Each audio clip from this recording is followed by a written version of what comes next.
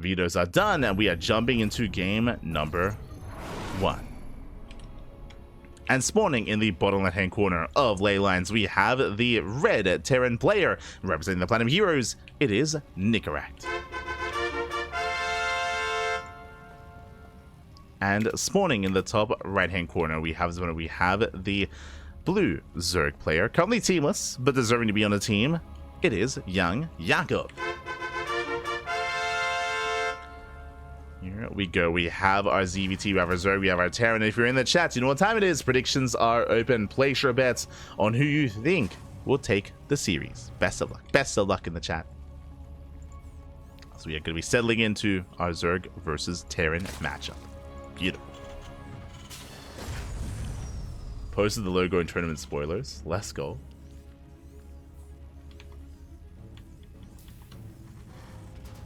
Hold on. I need to see. It's been too long since I've seen the Sharkules. Yes. It's beautiful. Oh no.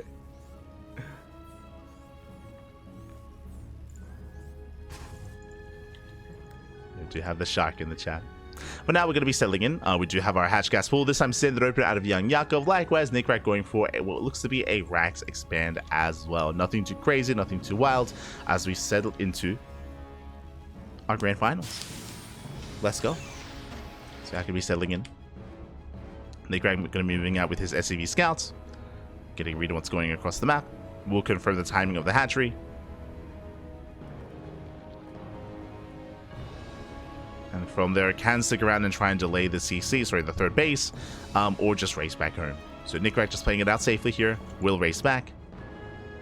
Doesn't concern himself too much with what's happening across the map.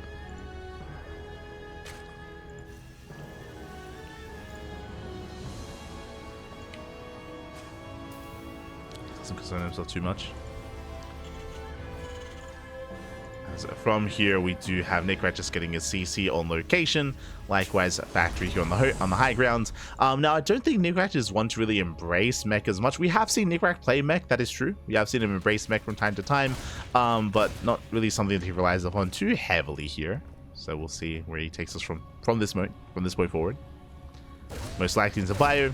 Now, when it comes to Nicoract's playstyle in TVZ, he is very aggressive, and he does all in quite often on 2 bases. Like, Nicoract is just very in your face, very aggressive, willing to go for 2 base all-ins, 3 base all-ins, 8 Raxes, 5 Raxes as well on 2 bases. So our eyes are going to be on Nicoract here. Oh, the surround! Oh, as the Lings, they surround the Reaper. He gets the tumor. That was not quite worth it in YoungYakov. He does hold. So far, doing well for himself. Does defend, shuts down the Reaper. Likewise across the map, do you see what I see? 1-1-1. That is going to be a starport before CC, so a very aggressive build. This can lead into faster and committed Banshee production. This can lead into a Fusion Core into BC. This can lead into a Armory, into dedicated Hellion Hellbat Banshee play as well. Ooh, as Lings, they do hit the natural, and Nicoract, he will be delayed mining. We'll clean this up, but yeah, he's going to be delayed a little bit longer. My eyes are on the Fusion Core. There it is. Fusion Core has been placed. As you mentioned, when you delay your CC for this long, the chances of it being a Fusion Core based opener is suddenly much higher, and that is what Nicoract is going for. Now, he can go about this in a couple different ways. Nicoract, he could try and harass with the BC, get into the main base, distract, and then come in with Hellions and try to hit 2 bases at once. Or something that Nicoract does enjoy doing a lot more is he builds up a high Hellion count. I'm talking like 8+ Hellions. He dives in, and then the BC supports. It comes in, dives on top of the army, and then he tries to overwhelm the queens. And just brute forces it from there. So again, just hyper aggressive. So we'll see which one Nicoract goes for. I'm pretty sure he's going to try and dive on the queens with the BC and come in with the Hellions and try to just reset the queen count. We'll see if we can pull it off. Meanwhile, YoungYakov is maintaining himself. I'm sure these two face off many times on the ladder, and I'm sure YoungYakov is aware of the potential of BC. Like, this is a signature Nicoract build. Does it quite often. So we'll see if YoungYakov continues queen production. For now, how many queens? It's 6, soon to be 7. 7 queens here for YoungYakov. We have this on the way. Second starport, 2-port mass BC. Oh boy, 2.2 BC production here from Nicoract. He's going to be committing quite hard with the battle cruisers. Hellions going to be forced back. And how many Hellions does he have? 9. Ooh, just lost 1. From 10 down to 9. Ling attempts a scout, checking the vision here. YoungYakov doesn't see much. Saw 1 starport on the way. That should be a tell. Layers in production. I would want to see more queens though. I would want to see more. So far, only 7 queens. Soon to be Ling Bane though. Baneling nest will now finish up, and we need some Banelings. There they are. Just in time. 5 Banelings on the way. Hellions, they dive in. Where's the BC? Hellions, they do head towards the middle line. 5 drones go down. You see YoungYakov setting up for the surround. Meanwhile, BC into the main. Not into the main army. Does what's into the main base. Hellions rotating over towards that natural. Ling Bane keeping up. Comes in for the surround. And tries to look down the army. Banelings, they do crash in. Yeah, massive connections. Meanwhile, BC in the main gets deflected. 6 drone kills so far, but the queens are holding their own. And Nicoract is being forced back. Gets 10 drones in total, not bad. The BC does survive, but most of the Hellions have been cleaned up, and YoungYakov, he defends. Does defend, did lose a lot of workers, but remember, Nicoract, he's all in. Remember, Nicoract, he has no third T, no third CC, no third base behind this. This needs to cripple his opponent, and it's done good damage, but needs more. More damage needs to be done here. That's just how committed Nicoract is. Behind this, again, making 2 BCs at a time. Spire is on the way. Now, there is a chance, if Nicoract recognizes and figures out where the Spire is, he could dive in, he could force a cancel. He could kill the Spire. If so, then he could just end the game. Nicoract's moving out. Overseer confirms mass BC production. At this point, we need more spores. 1 spore base is not going to be enough. Okay, we have 2 spores here at the 3rd. Spores are repositioning. There we go. 2nd spores all the way at the natural. BCs, they go. Oh, they go for the Spire. He's going for it. Can he get it? Oh, the queens, they keep up. 1 queen does not go down. Close transfuse. Likewise, Hellions towards the left-hand side. Roaches, they come out just in time. 3rd BC dives in. Spores under fire. Queen's being targeted down. Oh, do we transfuse? Ah, there's 1 transfuse left. Barely not in time. The queens are falling. 1 BC goes down. But every queen is going to fall. Yeah, the queen count is completely reset.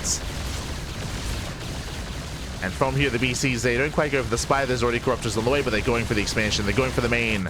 Hellions, they dive into the mineral line. They break on in. Drones are lining up. Can he get on top of the workers? So far, the Roaches, they zone away. Nicely done. Meanwhile, 15 drones go down. Ooh, 1 BC falls. The other BC, there's no teleport. Yeah, there's no teleport available, but he gets 24 drone kills. Ay, ay, ay. He cripples the economy of YoungYakov. But he's still on 2 bases. That's the problem. One of those things where this has been good damage. If only he wasn't completely all in. As Nicoract, he's still working on that 3rd CC. That's a long distance mine. Lings, they do get eyes on the transfer.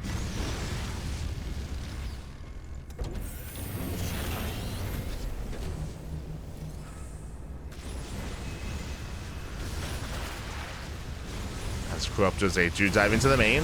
Roaches, they're pushing in towards that natural as well. They're trading with the Hellions. Not the worst trades here, but they are going to be cleaned up at the same time. Corruptors, they want the 3rd CC. And can they get it? Oh, oh, it's close. The Cyclones have arrived. And Corruptors are going to have to respect the Cyclone. Yeah, they won't kill the CC. The repairs are too good. The Corruptor DPS is not high enough. 1 Corruptor goes down. And Nicoract holds. He does defend back at home. He only loses 6 SCVs. Saves the 3rd base. Now going to be landing on location. And YoungYakov is still trying to recover. Still droning up.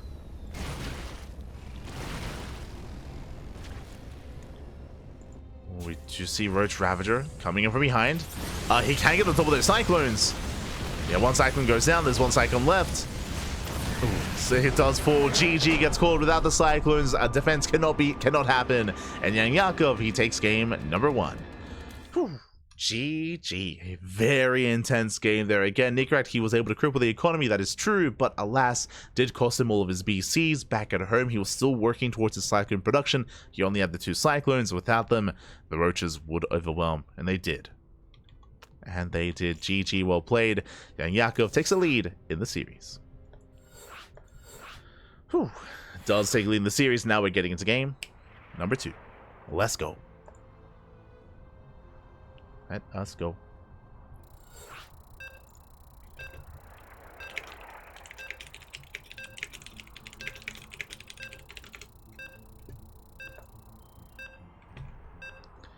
So we are getting to that second game. Here we go. Hey, what is their MMR? I don't think their MMR really matters. They're both around 6k. They're both very relatively close in skill. No pro players. It's like, I don't know. It's always a really weird to say in the chat thing to say. It's like asking like, what's Dark's MMR? It's like it doesn't matter.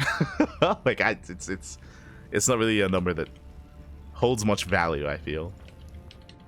But here we go. We're getting into our next game, into game number 2. And spawning in the bottom right-hand corner of Whispers of Gold, we have our red Terran player. Representing the Platinum Heroes down in the series. We'll see if we can bounce back in this best of 5. It is Nicoract. And spawning in the top left-hand corner, we have his opponent. We have the blue Zerg player. The blue Zerg representing himself, leading the series 1-0. It is YoungYakov. It's like, oh, what's Max Pax's MMR? It's like, what? Like, I know, it doesn't say anything, I would say.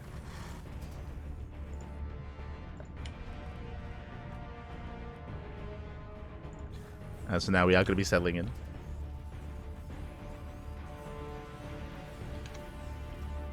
Hold value to some extent to like 5.5k MMR maybe.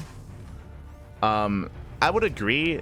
Basically what you're saying, MMR matters if we're not talking about the pro level, but like that's what we're talking about there, right? Like we're referring to pro players or semi-pro players, which is where like it doesn't really mean anything.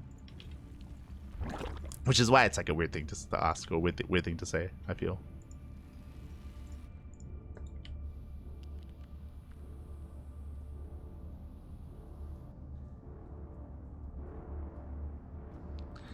So now, we are going to be moving out.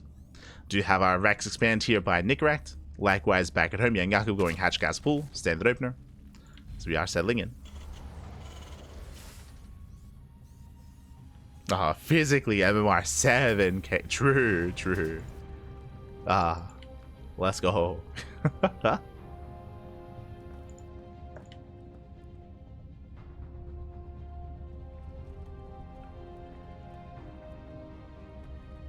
What do we say about the chat? What is it, like 7k chatters? Chat GMs, that's what they say. There you go. always. If you're in Twitch chat, 7k automatically. Cap. As of now, we are settling in. Do have a Reaper harass across the map. Dancing with the natural. Looking to delay the expansion. I mean, the expansion already has been taken. Looking to try and pick off any workers if at all possible, but so far, so good. Creep Tumor gets thrown down, and Nicoract, he gets tempted, gets one ling, but is going to be zoned away. So far, so good. As a reminder, last game, Nicoract, he did get the Creep Tumor, but it cost him the Reaper. If you recall, his Reaper did get sniped early on. This time, he's not tempted, and he will fall back. Head into the main, gets eyes on the gases, without any gas income, of course, does confirm no roaches, no Bailey Nest, no early tech. Ooh, almost gets a drone. Speaking of, gets one! Nice pickup, gets one worker in the main. And from here, Nicoract, he will back off, will slip away. The intercept! And Queen comes in with the intercept, nicely done here by YoungYakov, snipes the Reaper, behind this 10 lings are on the way. And it looks like YoungYakov is looking to move out across the map, looking to try to harass and provide some damage here. Harass and keep Nicoract contained. Here we go, lings are moving out. Likewise, Nicoract moves out with the Hellions. And we'll see what YoungYakov can get done as he does sneak by. Back at home, Nicoract going for a third CC before start. Oh, no, never mind. I mean, yeah, third CC before starport. Lings have arrived. Hellions out of position, and SCVs, they are going to go down. Oof. Yeah, workers going to be falling left and right. Getting 5, 6 SCV kills every worker here at the natural. Ay.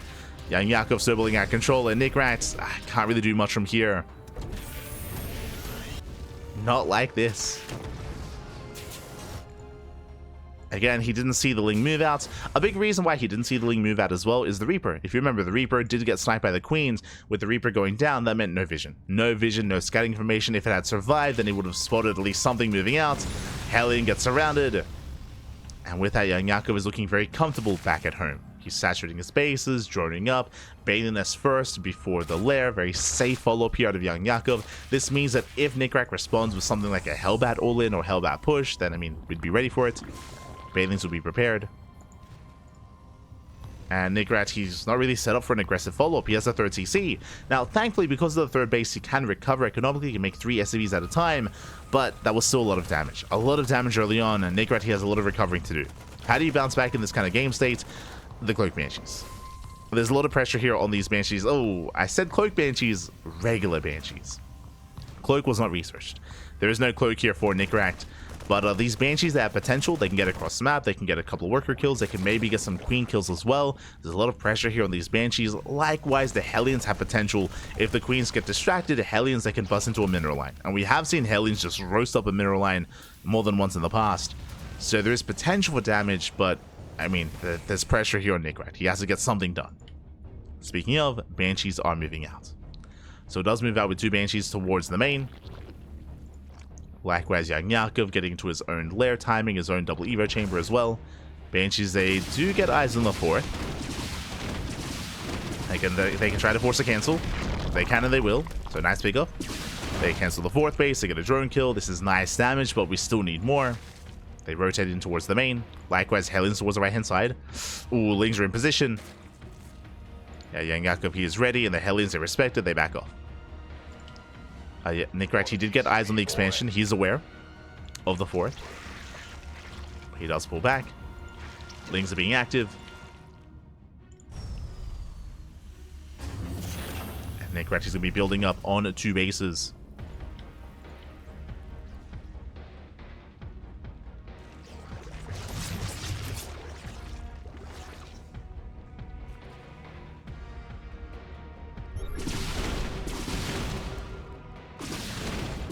Nicoract is being active. Likewise, 3rd base getting up and running. Something to bear in mind, especially about Whispers of Gold, is how exposed the 3rd base is. Like, it's a very exposed base and very difficult to defend. So the fact that Nicoract does not have map control is concerning. It is going to be a little bit concerning here. As YoungYakov, he's been able to freely drone up to 77, to 80 basically. 80 workers here. YoungYakov is fully saturated, and give him a minute or so and he will be able to soon max out. Just focus on pure army production, Ling Bane, and it can get out of hand. This can get out of hand. So YoungYakov is building up. Likewise, Nicoract moving out, going for his own push. Armory's on the way. He's got how many? He's got 2 tanks with this. And with this move out, Nicoract, he will be able to deny the 5th base. Remember, this is the 5th expansion, not the 4th. The 4th is up and running. So knocking this base down, it's not going to be as impactful. And we'll see if he even can. Ling Bane getting ready for a dive. Nicoract pushing forward. Yakov moving in. Oh, nice tank shots here on the Banelings. Lings, they hit the 3rd base. 3rd base is exposed, and we have to evacuate. We have to pull away. Nice tank shots once again on the Banelings. And this won't be the best trade from YoungYakov. He will lose all his Hydras. Hydras going down. Queen's going to be going down as well. Better fight for Nicoract, but across the map, he will lose only 4 SCVs. Not bad. He defends nicely, but he will soon have to pick up and have to get the hell out of here. Or as it will be cleaned up. From here, pulls away, only losing 4 SCVs back at home. Nice trades here by Nicoract. But he did need to get more damage done. He did not get the 5th. The 5th base survived, and Nicoract, he lost his tank, he lost most of his bio, and YoungYakov now gains map control. And he will soon move out. He's got 1-1, 2 2s on the way, building up on Ling Bane Hydra. Ideally, Nicoract is active enough to keep YoungYakov busy. Ideally, he wants to keep him back at home. As he moves out, gets spotted by the Ling. YoungYakov, he's aware, he's going to be rotating. Nicoract does not find a way in. Has to pull away. 4th CC in production. Things, they come in from behind, they surround some Marines, they go for the natural. Quick moves there by Nicoract, but he loses the tank. And one attack's gonna be going down. The Hydra, they come in from the front. The Bailings, they crash into the Marines. Tank goes down as well. Bailings, they bust into the mineral line. And this is the damage that YoungYakov was looking for. And Nicoract, he barely could not hold on. GG gets called, and YoungYakov takes a 2-0 lead. GG.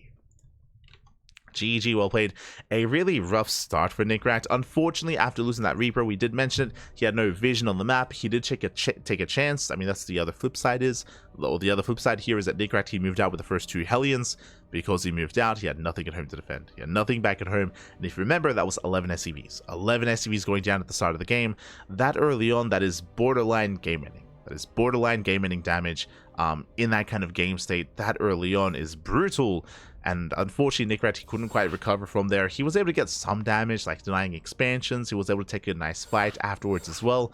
But despite that, he wasn't able to really stop the 4-base economy. He wasn't able to stop YoungYakov from getting up to 80 workers and building up into that kind of mid-game.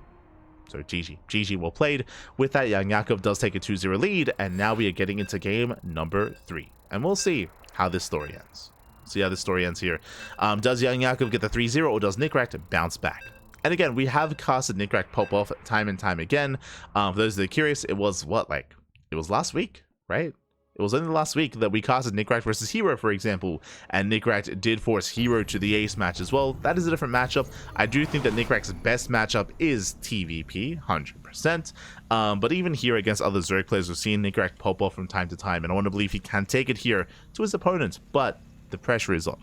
Pressure is on, and here we go. Spawning in the bottom right hand corner of Abyssal Reef, we have the red Terran player for the Platinum Heroes down in the series 0-2. Can he bounce back? He needs to. Here and now, it is Nicoract. And spawning in the top left hand corner, we have his opponent. We have the blue Zerg player leading the series 2-0. Currently teamless, but deserving to be on a team. At some points he's old, but here he is, YoungYakov. Let's go. Let's go. For those that are curious, again, it's always like, is baffled me the right word? Confused me. It was an odd choice. Earlier this year, if you remember, we covered it during the podcast when YoungYakov left his team. He left his team, and he did say that he wanted to continue to compete, but he didn't feel like he could focus entirely on StarCraft. I think he was focusing on his studies at the time. So he left the Platinum Heroes, and it was right after he left the Platinum Heroes where he popped off in online tournaments. We saw him bring down Creator, we saw him bring down Zaun as well. Like, YoungYakov has been on fire. We also, of course, casted him win the Firegrow Cup, but YoungYakov, he took down his predecessor, took down Wayne in a very dominant best of 7. So again, YoungYakov, he's been getting very, very good results. For those that are curious, again, it was last week. What was the finals of Sparkling Tuna Cup? YoungYakov and Creator, the Green Brodos, and YoungYakov, he won. He took the series. Like, YoungYakov has been getting better and better results, taking down big Korean names like Creator, like Zaun as well. And still teamless, still teamless. So hopefully, especially coming into 2025, especially with the announcement of the next season of EWC, I would love to see a team rise up and support YoungYakov, whether it's Streamer Zone, whether it's another team. That's something that I look forward to, just because YoungYakov has been looking so damn good as of late. But despite that, or alongside that even, Nicoract has also been improving. Nicoract, we just spoke about, we just mentioned how he did bring Hero to the ace match. I mean, honestly, Nicoract, he almost 2-0'd Hero. Like, if you watch his series against Hero in the Lima League, like, he almost took Hero down completely. Likewise, Nicoract, we've seen him cause other upsets, bringing down other big Korean Zerg players and Korean Protoss players as well. Nicoract, he definitely has it in him here to take it to the best of them, but has been struggling here in this series, and really it's been coming down to the early game, to be honest. Like, both Game 1 and Game 2 were decided a little bit earlier on. If we can tighten up the early game, then we can really close things out. I mean, Game 1 was more on Nicoract because of the BC build, true. Right? Like, if you remember, he was the animal, he went 2-port BC, so Game 1 was, Nicoract doing Nicoract things. Game 2 was unfortunate. Here in Game 3, we'll see where we go. As Nicoract, he's going to be opening up with a CC in the main, so third CC before Starport. Economic build here by Nicoract, and if Nicoract were to embrace a longer game state, this is the map to do it on. Welcome one and all to Abyssal Reef. Abyssal Reef is known for the late game, just because your natural 3rd, 4th, and 5th base are all very secure. But I feel like this works against Nicoract, as YoungYakov is going for another Link Flood early on, moving out with Lings. This is the same move that he just went for in Game 2. It was with this Link Flood that YoungYakov killed 11 SCVs previously in Game 2. This time we do see Nicoract, he's staying back at home, thankfully with the 2 Hellions and with the Reaper as well. He has learned his he's crazy. He's learned his lesson. Staying back home, Overlord's in position to scout a move out. YoungYakov should wait for the move out. So basically YoungYakov, he's holding on here and he will pull the trigger if this Overlord sees the Hellions move out across the map. The Hellions, okay, they're revealed. They are revealed. They rotate over. YoungYakov, he pulls away. Again, the Overlord telling him everything he needs to know. So he pulls away, sharking around, rotating over. Likewise, backup Hellions have arrived. Nicoract, he does get eyes on those Lings. Did spot them for a moment. But now Nicoract, he has an army, or at least he has a setup behind this. Depots are being thrown down to wall off as well. And the game will progress. Will continue. Going to be a Baneling opener here out of YoungYakov. Baneling first before Lair. Very safe build here out of the Zerg. Lings, they attempt this around. Oh! They attempt and they get one. They get one Hellion, they get one Reaper. The other does escape. And Nicoract, he backs up. Now, as the dust settles here, and as we embrace the early to mid game, YoungYakov, this investment into Lings wasn't worth it. Sure, he killed one Hellion and one Reaper, that's good, but most of these Lings could have been drones. They could have been drones earlier on, more importantly. So YoungYakov's economy has been delayed somewhat. Now he's taking his gases, he's joining up, taking his Lair as well. Likewise, he went for a Baneling Nest before Lair as well, so not the most efficient of builds here from YoungYakov, playing things a little bit safer, a little bit closer to the chest. This does give Nicoract the opportunity to build up on 3 bases. Behind this, getting into his own Hellion Banshee, into his own Bio production. Now, something that I mentioned before is that Nicoract is typically a more aggressive player. We didn't get to see that in the last game just because he was really stifled before he could embrace the mid-game, but he is a mid-game oriented player, and I feel like this map works against him. YoungYakov double expanding. He's double expanding, he's spreading creep, droning up quite heavily here, and there's nothing to really stop him or slow him down. A big reason as to why this map is known for its long and late game is because not just how many bases there are, but just how secure these bases are. There's so many cliff faces, there's so many choke points, the terrain itself does not really lend too well towards like these more dynamic pushes. Like pushes can be slowed down quite heavily here on this map. And I would imagine that YoungYakov is going to be the one that's more comfortable in a more drawn-out game. But, you know, we'll see. We'll see if Nicoract can kind of flex in that scenario as well. But now still building up, waiting for his upgrades. 1-1 is on the way, Stim is on the way, Combat Chills as well. Once all the upgrades kick in, then Nicoract can be active, then he can move out. Until then, he's stuck at home. And the Overlord sees that. The Overlord does confirm. Creep tumor under attack. Yo, shout out to Abathur. we don't hear... I don't know what it is, but I feel like players in general, they don't really play around with too many different voice packs outside of Diva. Like, there's like a select key number of weebs out there that always rock up with Diva. But it's like very rare to see others. Like, I think I've heard the TB voice pack once. I've heard the In Control voice pack once as well. Abathur is a little bit more popular, that's true, but we don't really hear any others like, I don't know, like Kerrigan or like Jim Raynor or any of the other guys. I don't think I've ever heard an Alarak voice pack, or Kerrigan, or Jim Raynor, like any of the other like more generic ones. Just doesn't really happen. Crazy. You know, I have heard White Row. I think fun fact, it was Estrella. I think Estrella was listening to White Row, right? Was it Estrella? We listened to someone this week with White Row. Might have been Estrella. As Hellions, they shut down the Lings. Lings get roasted. Nice defense here by Nicoract. Despite that, 7 SCVs do go down. Ooh, 4 CC is delayed. But here comes the push. Here comes the main move out across the map.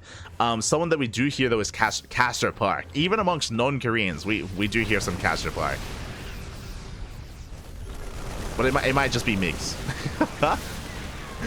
As Nicoract, he does stim in. At the same time, we do see YoungYakov going for a link counterattack, trying to catch reinforcements. Bailings make their way towards the mineral line, towards the natural.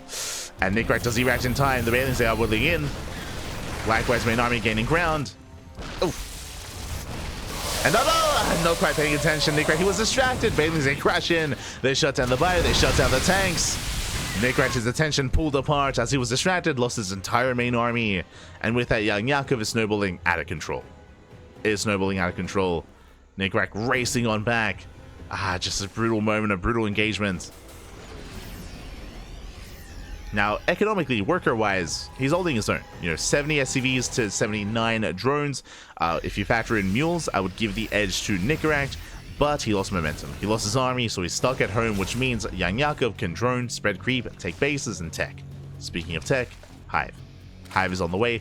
Lurker Den is on the way. YoungYakov is working towards Hydra, Lurker, Viper, and he should be left alone. Like, he should be able to get away with this just because of that rough engagement from Nicoract. He still has to build up, has to lick his wounds, taking his 4th base, and giving the Zerg player time to get into Lunkers. And the Lunkers, they're coming. Lunkers are coming. Yakov moving out. Gaining map control. Not committing yet, so the Hive is about to complete. Ooh, YoungYakov, he was supply blocked. 6 Overlords on the way. A pretty brutal supply block there for YoungYakov. That will slow him down. And there we go. Now that the supply block has been dealt with, the Lunkers. The Lunkers are on the way. Hive is now done. We have Hive upgrades when it comes to, of course, Lurker range, Adrenal as well. Raising those upgrades. Vipers would be ideal here for YoungYakov. We'll see if he can get there. And back at home, Nicoract, he is turtling up. And he will max out as well. So we're going to be reaching this maxed out kind of game state here with Nicoract and YoungYakov. Cutting the map in half. I mean, this is kind of what Abyssal Reef is known for. It's for just taking 4, 5, 6 bases even, and just fully turtling up. And YoungYakov needs to realize what's going on. Vipers can help break these entrenched positions. That is true. Vipers are going to be ideal, at least until Ghosts arrive. And Ghosts aren't here yet. So stepping here out of Nicoract. Ooh, does get away. Does pull back in time. Tank shots going up. As Nicoract does pick up just in time as well towards the south. We'll pull away. Nidus from production. Now, this is what I was waiting for. So, YoungYakov, he's making Vipers, he's getting his Nidus play. I was going to say he could either head in this direction, or after he gained map control, he could go towards Aspire, into Greater Aspire, in towards Broodlords. We can see that is not the case. Second Nidus. Second Nidus is in production. This tells us that YoungYakov is going to double down here with this kind of army composition. With Lingbane, Hydra, Lurker, Viper. Throwing down Nidus from left and right. His goal here would be ideally to get into the main. Nicoract get into his Ghosts. Ghost production has begun. Making his first 3 Ghosts, first 4 Ghosts even. Nicoract is max, so is YoungYakov. Both players could do with refining their army. Vipers are coming in. Decent kiting, power bomb here on the Metamax. Blinding Cloud as well. Oh, the Banelings, they will soon crash in. Yeah, they collapse on the Bio.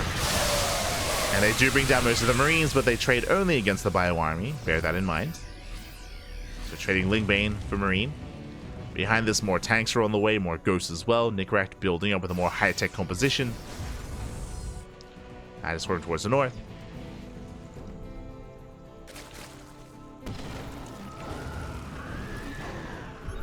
And double Nidus from into the main. The double Nidus. Nicoract, does he notice in time? Does he react? Okay, he does have a tank responding. Will deny 1 Nidus, but there's 2. Oh. And 2 Nidus from into the main. Okay, there we go. We do respond with a drop. Nidus from into complete. A couple of Lurkers do on burrow. Ooh, and they will barely go down. Just barely. Whew. It was close. Was quite close. Nidus worms are cleaned up. And Nicoract holds. He does hold. Cleans up all the Lurkers. Nidus from here towards the 3rd. And Nicoract, he does notice. Does respond. Meanwhile, YoungYakov knocking down the front door. Viper's moving in. Backup Nidus on the way. And he's going for it. Throws out the blinding clouds. Snipes going off. He shuts down the Vipers. Vipers do full base. They bust into the mineral line. And Nicoract, he will hold. He will shut this down. Shuts down the Lingbane. The Lurkers as well. And pushing it head on into an entrenched position like this it's not going to work for YoungYakov. Like, this is what Nicoract wants. He wants YoungYakov to just ape into the brick wall that is Terran. And Nicoract takes a good fight. Does take a good fight. Behind this, YoungYakov still no Broodlords, going into Ultras instead. Bold move. Ultras, they have their place. And in a way, they're kind of designed to dive. Kind of. Yeah, they're okay. taking into those lurker, sorry, those ultras. Likewise, his upgrades are a little bit lackluster. 3-3 just now beginning here for YoungYakov. 3-3 about to finish up for Nicoract, so he does have that upgrade lead. It's getting a 6th. 6th expansion getting up and running. Now, as Nicoract takes his 6th base, he's spreading himself thin. We have lines of tanks, that is true, but I mean, they're not everywhere at once. So this is something that's that YoungYakov can abuse. The fact that certain locations are more vulnerable than others. Here, for example, only 2 tanks in the planetary. The 3rd base, not really much to defend. We'll see if YoungYakov can find a way in. So he is rotating over. Building up more banelings.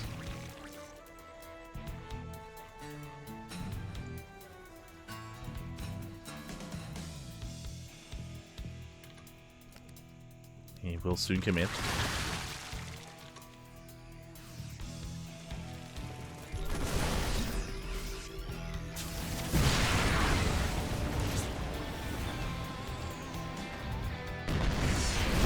Here we go. Yakov once again going to try to dive in.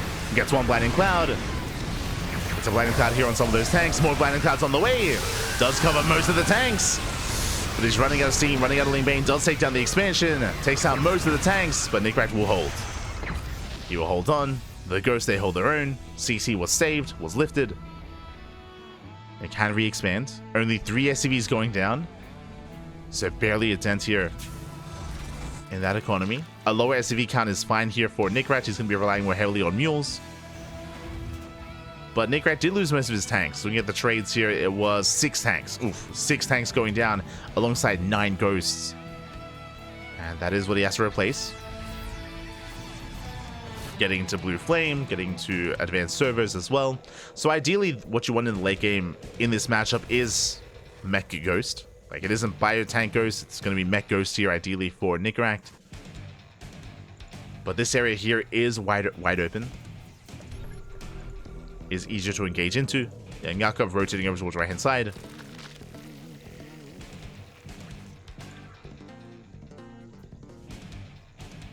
He's going to rotate. Ideally, we're going to push into the planetary. Ghosts are not quite in position. Changelings get spotted. They get shut down. Here we go. YoungYakov ready for the dive. Nidus runs at the 3rd. Army dives in. And again, only 2 tanks in position. There are only 2 tanks. Ghost not quite in position either. The planetary should go down. Yeah, Spine Shot's going up. Gets 1 CC, gets 2. Ghost, they try to respond. Nidus runs do finish. Time's going up in the Overseers. 15 SCV kills. And YoungYakov backs up. So very good rotation here from YoungYakov. Again, Nicoract, he just wasn't ready here. Wasn't ready at the 4th.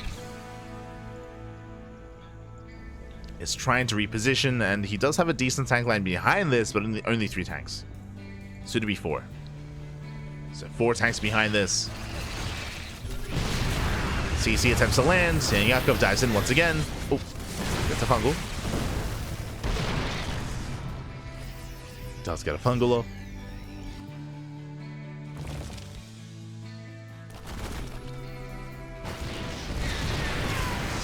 YoungYakov rotates, the Ghost not quite in position. And nice flying clouds. Once again, taking down 3 tanks.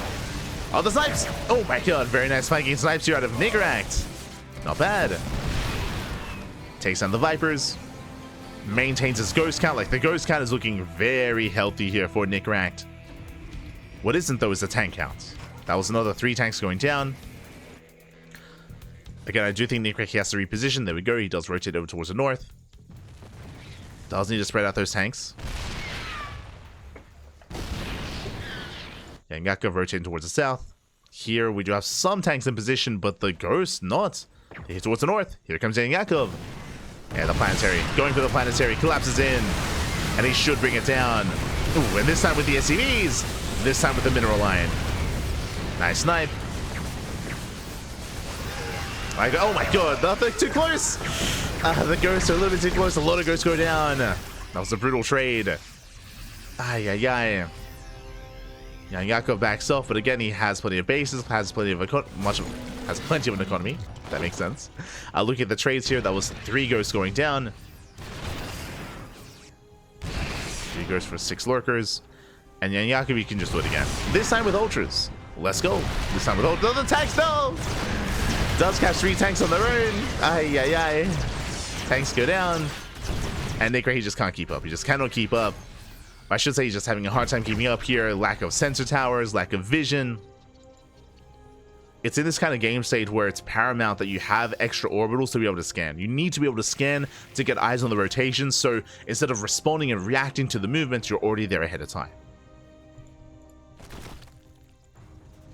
But it is Nicoract always reacting to the attack that YoungYakov is going for, to the assault that's already occurring, I should say. I should emphasize.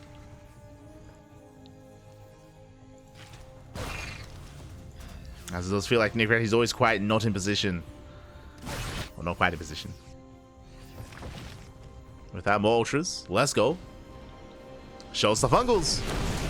Professor's moving in. Here comes the Ling Bane. Nice EMP. EMP on the Infestor as ultras, they dive in towards the planetary. Planetary goes down. Snipes going off, but the planetary does fall. 11 SCVs as well. And again, that's all that YoungYakov needs to do. Just push in, take down a base, move out, rinse and repeat.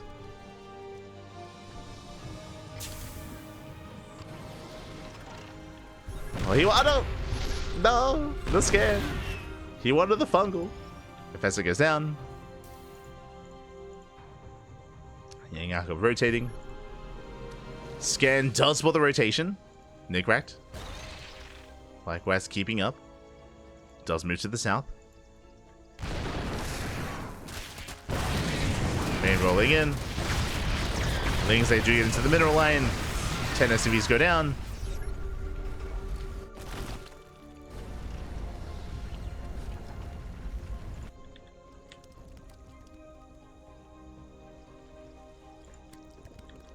Yeah, YoungYakov just going back into that same location. At least thinking about it. Does think about the dive. He's got changelings in position. Yeah, he spots the ghosts. Things, they go for the dive. We get a tank. One tank goes down. Ghosts are spotted. YoungYakov, does he pull the trigger? Not quite.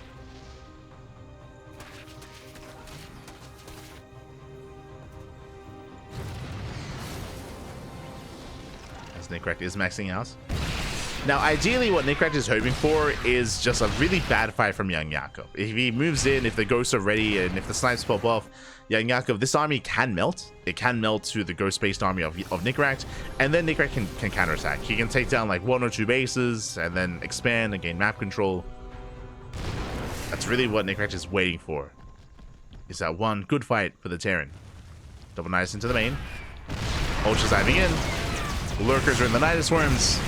Nice snipes on the Ultras. Well, what about the Nidus Worms themselves? Oh, it's gonna be close! One finishes! When 3 Lurkers, they 2 burrow. 1 goes down. And so will the other 2. Oh, just barely. Ghosts, they respond. They should clean this up. And Nicoract holds. Whew. He does hold on. So he does hold on. Oh god. There we go. Wings up the lurkers. Now focus on the main push.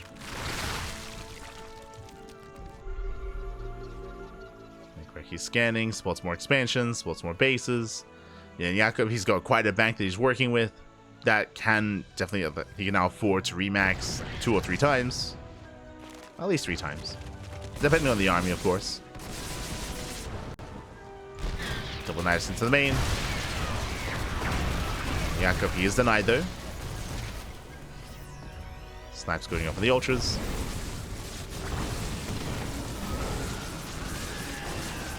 Oof. That was a ghost going down. Oh no! That's a second ghost going down.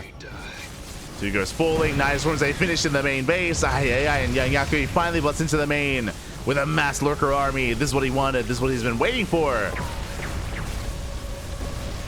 The ghosts, they will help clean this up. Oh my god. But they line up. The ghosts, they line up. That is brutal. And with that, YoungYakov will maintain himself. He shuts down the production. Moving in towards the third, and again, this was the kill move to camp that production. Pushing into the third, getting more tanks, busting into the mineral line. Lurkers, they still hold their own, take down more Maxes. And with these Nidus Worms, I mean, YoungYakov can just reinforce right into the main. He can just rally in if he wanted to. Still waiting for more Ultras. Still waiting for more reinforcements. Ooh. The army's cleaned up. Nicoract, he will hold on to the main. Yakov's still waiting for those reinforcements. It looks like he was lacking when it came to Larva. Gets a yoink. Nicely done. Things will clean up. And Nicoract is just being pulled apart. He's being pulled apart left and right. Oh god, that was... Yo, the lunge from the Hydras on the snow made it look like they slipped forward. They went... Hydras went down, but the Lurkers, they hold their own. And Ultras, they come in to reinforce. Oh god. I mean, Ghosts are pretty good. Nicoract, he does defend, but it'll cost him 15 SCVs. 15 workers going down. Nicoract down to 43. Likewise, he has to rebuild his production, get his Raxes back up and running. And Yakov's still rotating.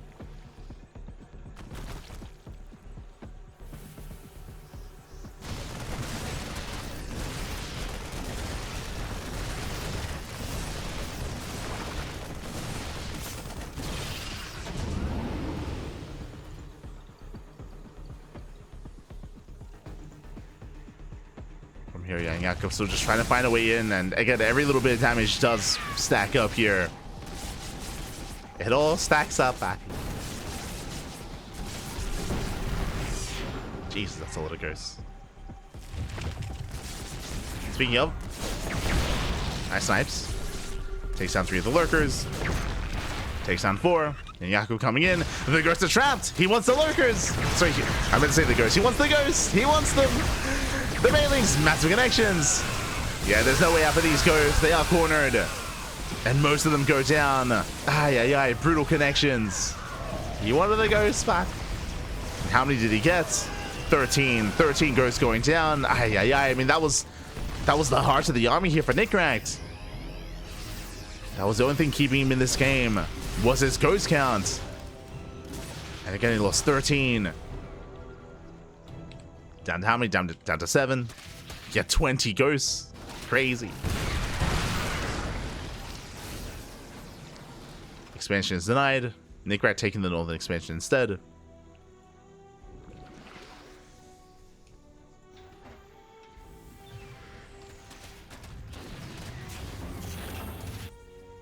And with that, YoungYakov was just all over him. Still committed to just mass ultra. 9 ultras, by the way. Crazy. Bungle connects. Takes down 3 tanks. It's all he needs.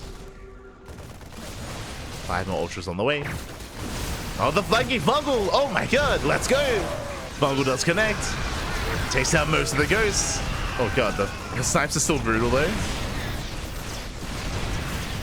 Ultras, they are going to be cleaned up. Not without taking 2 more tanks. Without taking down 2 more tanks. And you can see Nicoract, he's getting desperate, lifting up his orbital, laying it as a 4th. Barely trying to maintain himself, purely now almost with orbitals, has 1 planetary left. He's trying to be active.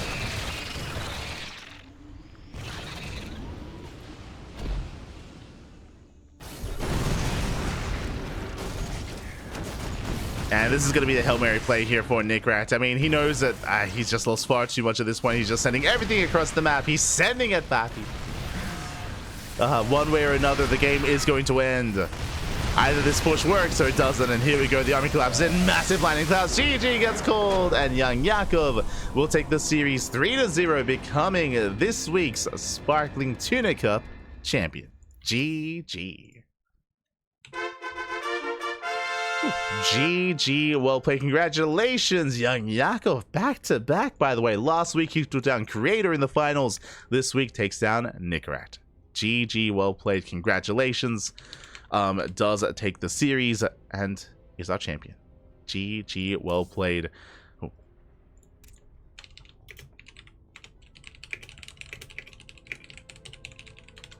GG, well played. YoungYakov, you will take it, and Nicoract, will come in second place. Again, we had a spicy finals nonetheless. So again, as a reminder, game 1, Nicoract, he was crazy, went 2-port BC. Wild. We went 2-port BC into mech. Game 2, we saw game 2 was a little bit lackluster. That is true, where YoungYakov, he was able to get 11 SCV kills early on, and that did kind of, in a way, secure the game for YoungYakov. Here in game 3, we had more of a back and forth initially, but in the end, the game did slow down. It was on Nicoract here to try to keep an eye on the main army. Nicoract, he did initially max out. Both players maxed out, but again, it was all about trying to keep up with the rotations of YoungYakov, the army movement, the Nidus worms into the main base, the constant aggression of YoungYakov, and YoungYakov, he was able to find these key holes in the defense, was able to abuse that, able to pull Nicoract apart. Nicoract, he was never able to really stabilize and build up a bank, which is the ideal, right? Ideally, you do want to wall up, wall off, secure your 5 and 6 base setup, minimize losses, and move on from there. But unfortunately, Nicoract never quite got there. Never did quite get there.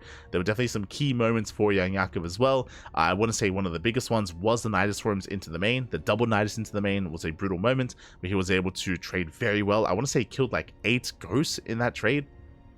We got into the main base, killed 3 tanks, got a bunch of ghosts, camped the production, of course, and yeah, that was another way for him to secure himself. You could argue that, I mean, he was already in control even leading into that point, true.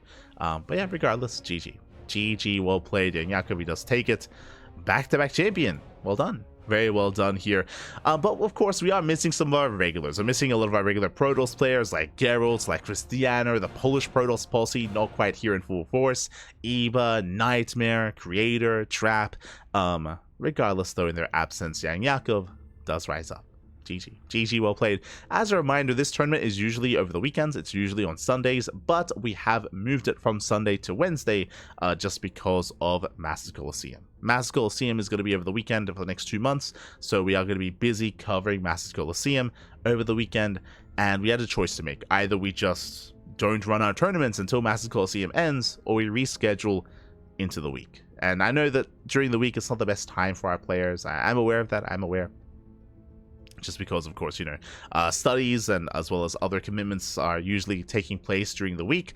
But, it was either that or we don't run it at all. So we had to do something. In the end, it did pick to go for the Wednesday time slots. So yeah, with that, GG. GG, well played. I hope everyone enjoyed themselves, the players and viewers alike. Again, a bit of a shorter broadcast here this time. In 2.5 hours, usually we last 4 hours. So much shorter broadcast this time. But a great time nonetheless. Great time nonetheless. And I'm not too opposed with slowing things down a little bit here, just because we're nearing the end of the year. We're closing in on Christmas and the holidays and all that stuff. So I'm more than happy to take it a little bit easier moving forward. A little bit easier. Some days off, papi. Potentially. I said this before, bit of a PSA, but usually we are live every single day, multiple times, even multiple times a day as well. But this month we will be taking Christmas Eve and Christmas Day off.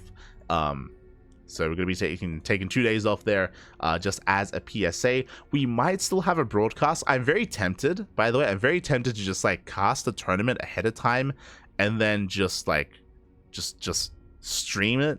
Just stream it on those days off. It wouldn't be a live stream, but it'd be like a rebroadcast of a recorded stream instead.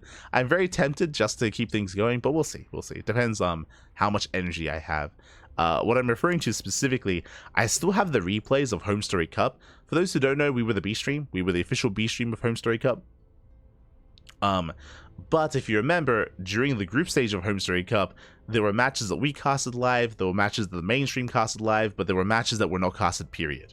There were because there were so many games happening at once, and because there were only 2 English streams, there were some matches that just weren't casted, period, during Home Story Cup. So I am tempted to, I do want to cast them eventually, but we just haven't had the time to, and yeah, because of that, and because we have 2 days off for Christmas, tempted to maybe try to record it ahead of time and then just stream that live. We'll see. We'll see what happens. See what happens. We'll see if I find the energy and the time to actually go over the home story cup group matches that weren't casted. We'll see. We'll see what happens. Otherwise, thanks for watching. He just loves StarCraft too much. Oh no. Oh no. Is a day not casting really a day off for StarCraft? Never is, Pappy. Never is. Not like this. So we'll see. We'll see if we do end up streaming or not. We'll see. 2 days. Crazy.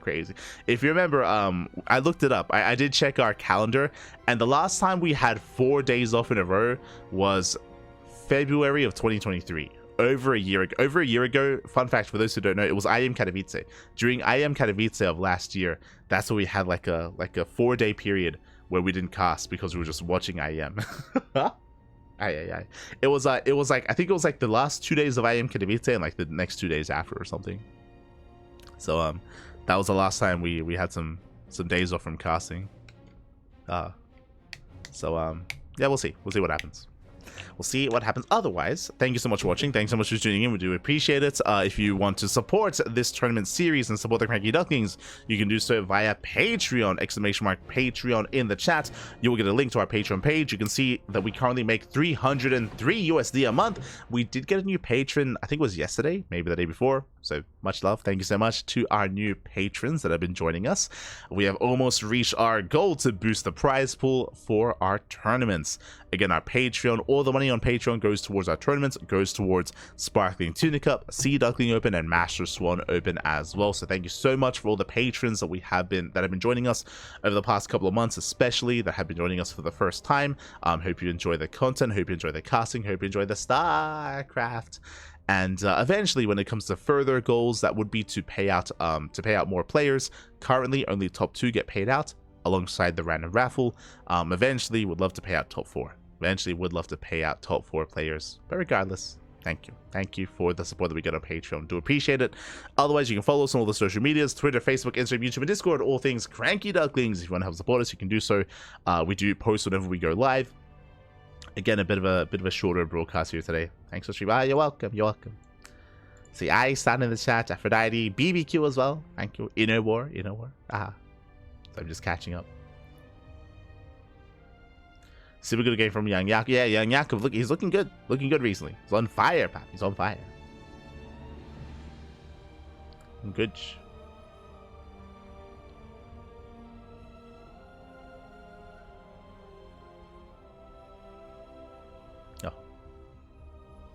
Might be mixed, yeah, it's mixed, yeah. Share my pack, share.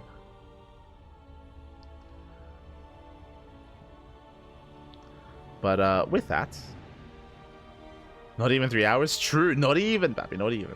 Hashtag 420 for 2024. What's happening in the chat? Oh no. But with that, we're gonna be wrapping up again. A much shorter broadcast here tonight. I am tempted. Do we ladder stream? Yo, when was the last time we streamed? It's been like a month. Aye. Very tempted to ladder stream.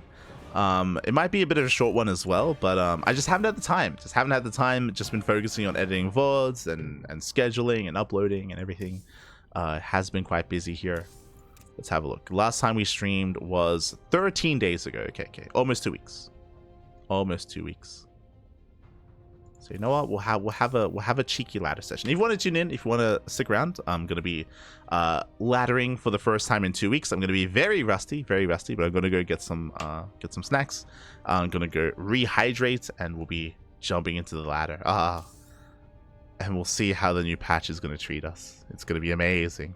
Fun fact: because I haven't laddered in 2 weeks, I missed all of like the broken cyclone era of the patch. I just skipped on that, and we're done with that. The cyclone has been patched. We're good to go. It'll be fine, Pappy. It'll be fine. Oh no. Antagonizing light. Oh no. So that's gonna be the plan. Otherwise, thanks for watching. Thanks for the support. Stick around. Otherwise, we'll see you guys tomorrow. The next broadcast here on the Cranky Ducklings is going to be the podcast. The podcast is going to be tomorrow in less than 24 hours.